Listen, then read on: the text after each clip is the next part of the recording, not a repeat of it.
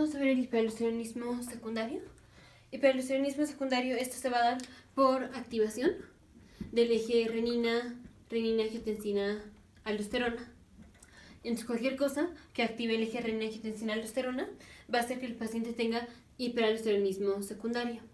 Entre las causas más comunes de hiperaldosteronismo secundario es que el paciente tenga estenosis de las arterias renales.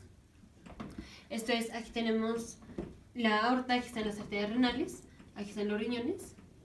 Si tenemos estenosadas las arterias renales, por ejemplo por placa de ateroma, si tenemos que están estenosadas las arterias renales, es menos sangre que le va a llegar a los riñones. Y si tenemos menos sangre que le llega a los riñones, vamos a tener liberación de renina. La otra es que el paciente tenga un tumor primario del aparato yuxtaglomerular, porque estas son las células que producen la renina. Entonces, si tenemos un tumor de las células del aparato yuxtaglomerular, el paciente va a estar produciendo muchísima renina.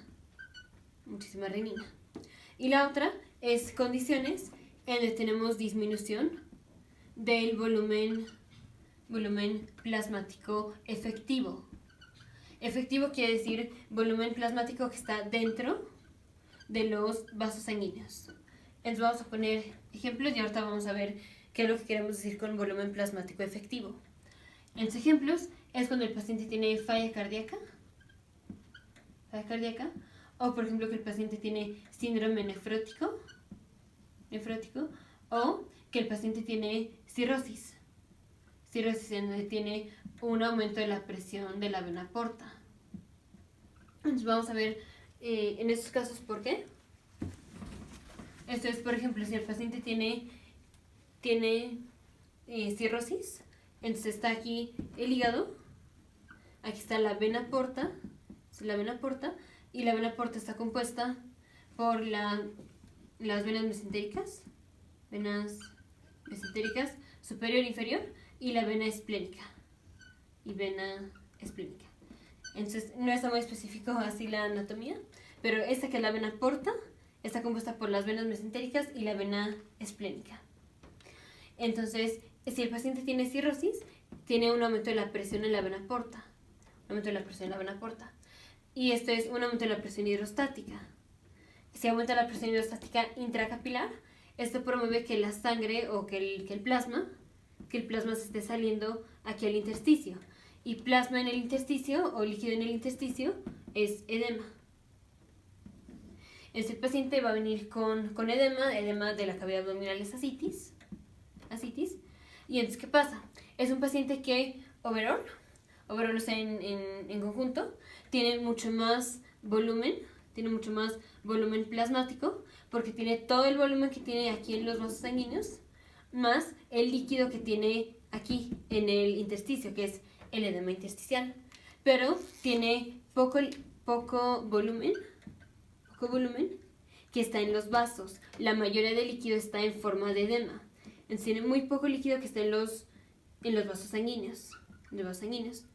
Y el líquido que nos sirve, la sangre que nos sirve, es la sangre que está en los vasos, porque es la sangre que va a perfundir los órganos. Entonces, la sangre, o digamos el plasma efectivo, es el plasma que está dentro de los vasos sanguíneos. Y aquí tenemos dos partes donde tenemos plasma. Tenemos plasma aquí en los vasos sanguíneos y plasma en el intersticio. Todo este líquido que está aquí no contribuye al suplemento de sangre. Entonces, esto se llama volumen sanguíneo o volumen plasmático no efectivo. Este es volumen plasmático efectivo. Entonces, en la falla hepática o en la cirrosis, en donde tenemos un aumento de la presión de la vena porta, es un paciente que tiene disminución del volumen plasmático efectivo, porque todo el plasma se está filtrando aquí al intersticio. Entonces, en este caso, el paciente tiene una disminución del volumen efectivo. Y si tenemos menos sangre, o sea, menos volumen circulando en los vasos sanguíneos, es menos sangre que va a llegar a los órganos. Y en esos órganos están incluidos los riñones. Entonces, si tenemos menos sangre que le llega a los riñones, se activa el eje renina, angiotensina, aldosterona.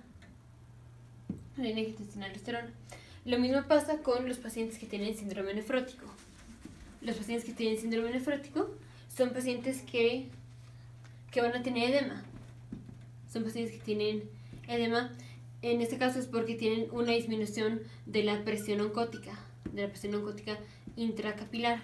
Entonces aquí están los capilares, aquí están proteínas como la albúmina, y en el síndrome nefrótico lo que pasa es los pacientes tiran o van perdiendo la proteína que tienen en el plasma, como la albúmina. Y recordemos que la presión oncótica es la presión que jala al agua. Entonces, si aquí tenemos, por ejemplo, mucha albúmina, la albúmina jala al agua. Si tenemos poca albúmina, entonces no se está jalando tanto el agua. O sea, del intersticio al plasma, del intersticio al vaso sanguíneo, no se está jalando tanto el agua. Entonces, el paciente no está pasando el líquido del intersticio, todos tenemos cierta cantidad de líquido en el intersticio, al plasma, porque se está tirando la albúmina en el síndrome nefrótico.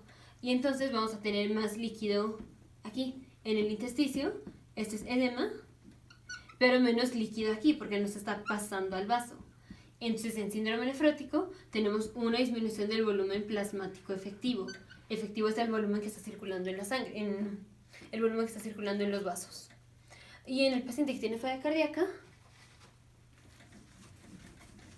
es lo mismo. Tenemos aquí este corazón, y este es un corazón que le está costando trabajo bombear la sangre. Entonces, sí está bombeando la sangre, pero le cuesta trabajo. Y como le cuesta trabajo, vamos a tener una disminución de la perfusión a los órganos. Entonces, ese corazón no va a ser igual de efectivo que un corazón normal. Entonces, menos sangre que van a recibir los órganos. Y también, por otro lado, ya vimos que como el paciente tiene, ya lo vimos en la sección de aparato cardiovascular, pero cuando el paciente tiene falla cardíaca, empieza a aumentar la presión en retrógrado. Por ejemplo, falla cardíaca derecha, empieza a aumentar la presión en las venas cavas. Y luego vamos a tener aumento en la presión, por ejemplo, aquí, en la vena yugular. Y tenemos aumento de la presión aquí, en la vena yugular, aumento de la presión hidrostática. Eso hace que el líquido se salga al intersticio y entonces tenemos edema. Vamos a tener edema aquí, vamos a tener edema en los pies, en las extremidades inferiores, en la cavidad abdominal, y así si es falla cardíaca derecha. Entonces, un paciente que viene con edema o la falla cardíaca, y vamos a tener menos volumen plasmático efectivo, porque plasma que se está filtrando hacia el intersticio es plasma que no está en los vasos sanguíneos. Entonces, el hipoaldosteronismo secundario es cuando se activa el eje renina, angiotensina, aldosterona, y se puede dar por estenosis de las arterias renales. Y la estenosis puede ser porque el paciente tenga placa de ateroma, se puede dar por un tumor secretor de renina, o se puede dar por condiciones cuando tenemos una disminución del volumen plasmático efectivo, como es falla cardíaca, síndrome nefrótico, o que el paciente tenga cirrosis. Y ya vimos etiología, ya vimos patofisiología. Diagnóstico es que vamos a tener aumento de renina y aumento de aldosterona. Y el tratamiento es tratar la causa primaria, porque aquí no es que el paciente esté enfermo de tener aumento de aldosterona. Aquí es el paciente tiene un trastorno primario, ya sea un tumor que produce renina, tiene falla cardíaca, tiene cirrosis o una cosa así, y es esto lo que lo está llevando a tener el aumento de aldosterona. Entonces aquí no queremos tratar el aumento de aldosterona, queremos tratar la causa primaria. Nos vemos en el siguiente video, futuros médicos, científicos e ingenieros.